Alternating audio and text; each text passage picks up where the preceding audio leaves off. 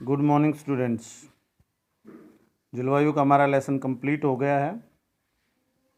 तो जैसा मैंने बोला था कि कल मैप करेंगे, 4-5 मैप आपको बोला था, आप खाली लेके रखना। उम्मीद है कि आप लेके आए होंगे। ये आप देख रहे हैं औसत वायुदाब एवं तापमान जुलाई महीने का। वायुदाब की हमने बात की थी कि वायु प्रेशर जो है जहाँ अधिक होता है वहाँ से जहाँ वायुदाब कम होता है उधर चलता है। तो ये जैसे आप देख रहे हो निशान मैप में सिंबल बनाते हैं और उसी सिंबल्स के हिसाब से भरते हैं। ये दाब जो है मिलीबार में और तापमान जो है डिग्री सेल्सियस में। तो ये देख रहे हैं आप विभिन्न एरिया की ये जो रेखा ऐसे दिखाई गई है, ऐसे वायु जिस हिसाब से चलती है उसी हिसाब से उस एरिया का पूरा एरिया का जहाँ जहाँ से वो रेखा गई है उस एरिया का पूरे एरिया का वो वायुदाब बराबर है। ये रेखा टेम्परेचर की है, तो जिस जिस एरिया में से ये गई है तो उस एरिया का टेम्परेचर बराबर है। अब जैसे हरियाणा के वायुदाब की बात करें तो ये है 999 मिलीबार। ये वायुदाब यही राजस्थान का है, यही हरियाणा का है, चंडीगढ़ तक, यही आगे ये पंजाब में नहीं गई है, यानी पंजाब का अलग है, थोड़ा ही अंतर है। ये पंजाब वाली रेखा इसमें 998 है। तो ये पूरे एरिया का, पूरे देश का वायुदाब और साथ में ये टेम्परेचर। जुलाई में भारत में 30 डिग्री टेम्परेचर होता है, हरियाणा में, सॉरी, ये पंजाब, हरियाणा और उत्तर प्रदेश का टेम्परेचर है। देखो टेम्परेचर में वायुदाब में राजस्थान की तरफ से रेखाई है, यानी वायुदाब जो है राजस्थान का और हरियाणा का बराबर होता है, और टेम्परेचर जो हरियाणा का और उत्तर प्रदेश का बराबर होता है। तो ये वायुदाब का मैप आप देख सकते हैं बुक में, कई मैप हैं इसमें। ये दूसरा उसी प्रकार का मैप है, ये जनवरी का वायुदाब और तापमान बता रहा है। वही अपने हरियाणा की बात करेंगे हर मैप में। तो जैसे ये है, जनवरी में वायुदाब अधिक होता है हमारे एरिया में, ये 1019 ये के लगभग जो है वायुदाब है, और टेम्परेचर कम होता है 15 डिग्री टेम्परेचर। ये हमारे एरिया की रेखाएं हैं टेम्परेचर की और वायुदाब की। उसके बाद ये मानसून का जो है मैप, मानसून प्रारंभ, ये भी उसी प्रकार से रेखाएं कि भाई किस एरिया में मानसून कब शुरू होता है, उस हिसाब से ये रेखाएं खींची गई हैं। अब जैसे ये रेखा है, ये थोड़ा सा 1 जुलाई की, हमारे एरिया का मानसून आने का जो टाइम है 1 जुलाई है। हालांकि हरियाणा में से नहीं निकाली है, ये थोड़ा सा यहाँ से निकालनी चाहिए थी ऐसे हरियाणा में से, क्योंकि हरियाणा का भी यही मानसून का टाइम है। तो उसी प्रकार ये रेखाएं हैं इस पूरे एरिया में, मतलब ये इस टाइम में आता है, इसका मतलब ये है। उसके बाद ये जो रेखा है, यहाँ तक कोई रेखा नहीं, वास्तव में ये अपने पूरे उत्तर भारत का ही टाइम 1 जुलाई से 15 जुलाई तक का मानसून आने का है। इसको मानसून प्रारंभ कह सकते हो या आगे बढ़ता हुआ मानसून कह सकते हो। शुरुआत में अपने मानसून सबसे पहले शुरुआत यहाँ केरल से होती है, 1 जून का। केरल में जून के स्टार्टिंग में मानसून आ जाता है, 1 जून का टाइम है केरल का।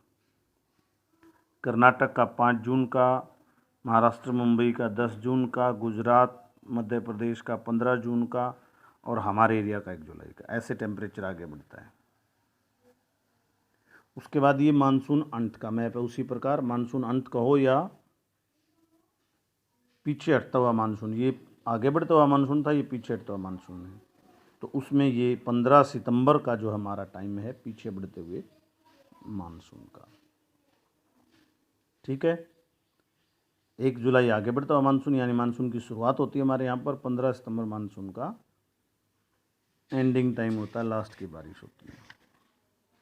उसके बाद 2 मैप ये वर्ल्ड के मानसून के हैं, इनको रहने देते हैं। अब ये वार्षिक वर्षा, हमारे देश में वार्षिक वर्षा कितनी किस किस एरिया में होती है। वार्षिक वर्षा का मतलब पूरे साल में।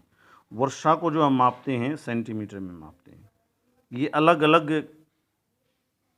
टेबल बनाई हैं, कई भागों में बांटा है। 0 से 20 सेंटीमीटर वर्षा वाला, 20 से 40, 40 से 60, 60 से 100, 100 से 200, 200 से 400, 400 से ऊपर। अलग अलग ये निशान दिए हैं। तो 0 से ये जो शुरू वाले 2-3 हैं 60 सेंटीमीटर तक, ये सब राजस्थान में है। 0 से 20 वाला यानी बिल्कुल जो है पंजाब के लगता थोड़ा एरिया है, बिल्कुल सूखा है वहाँ पर है। 0 से 20 सेंटीमीटर, उससे आगे थोड़ी सी होती है 40 सेंटीमीटर तक, उससे आगे 60 सेंटीमीटर तक। यानी ये एरिया जो हैं राजस्थान के। और फिर अलग अलग हैं, ये 60 से 100 तक का एरिया हो गया, ये फिर 100 से 200 तक का एरिया हो गया। और ये एरिया जो पूर्वोत्तर भारत है, हमारा सबसे ज़्यादा बारिश का एरिया है, ये 400 सेंटीमीटर से ऊपर का है। इसमें भी अंक अलग अलग हैं, 400 से कम वाला है ये 400 से ऊपर वाला है, ये 400 से ऊपर वाला। इसमें मेघालय, यहाँ पे है मेघालय, ये जो एरिया है ये मेघालय है।